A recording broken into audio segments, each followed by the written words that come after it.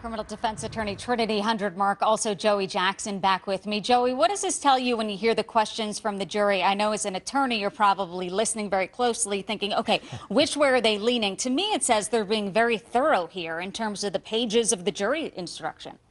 It really does, Susan. Certainly the jury instructions, you want to have those. If you're the jury, you want to evaluate them, and you want to make sure that you're acting in accordance with them. If they're missing, that's a problem, right? it's a problem, Susan. But I think what was really informative about what they had to say and what they were asking for is bendy. And why was that important? Because remember, this was the dummy that the medical examiner was going through and going over, and there were certain sticks or dowels that were placed in bendy, and that goes to the issue of the perforation and the wounds that were made in Jordan Davis's body from the gunshots. The significance of that is whether or not Jordan Davis was either A, outside of the car at the time that he was hit, B, stepping out to get out of the car when he was hit, or C, inside the car at the time the fatal shots were fired. And all indications appear to be, I mean, from a reasonable view of the evidence, that he was inside the car. So that issue goes to whether or not Mr. Dunn perceived fear. Was he coming after him, that is Jordan Davis, or was he inside the car representing no threat at all? So And critical questions. Exactly. And Trinity, what if they just can't come to a conclusion? Again, we're on 17 hours, 26 minutes.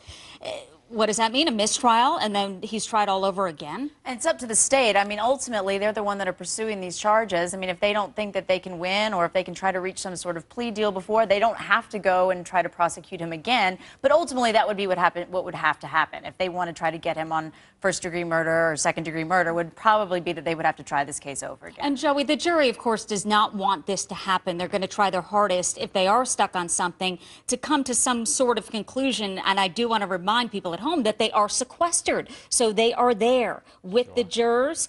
And this is a holiday weekend. It is Friday. They could come back with a verdict at any time now. That's what we're thinking, right? In terms of a jury thinking, all right, I'm done. I'd like to leave and go home to my family for this long weekend. But of course, the decision being the most important thing. It's a wonderful point, Susan, and I think Trinity will agree with me in this area, and that is that on Friday afternoons, those verdicts come out on Friday afternoons. So you couple that with the fact that A, it's Valentine's Day, B, Monday being a holiday, and boy, it would seem likely that the jury would be back. However, and you talk about a hung jury. Now, I don't know that there's an indication of that yet beyond the fact that they've been deliberating a long time, because if and when there is some dissension, they'll usually come back and they'll say, Judge, we're hopeless. What can we do? And the judge says, go back there, keep deliberating. And if you have a problem, come back and see me. Yeah, great point, Joey. And he's the only one wearing red of Valentine's Day. So that could be key. They could come back with a decision anytime now, more than 17 hours. As soon as we hear anything, we're going to take you there live. Keep it here.